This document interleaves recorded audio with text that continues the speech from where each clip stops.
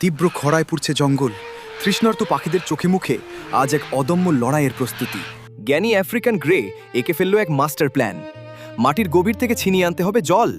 বিশাল ম্যাকাওয়ের ডানার এক আস্ফালনই ছোট্ট টিয়ার বুকে জেলে দিল অসীম সাহস। শুরু হলো মহাযজ্ঞ।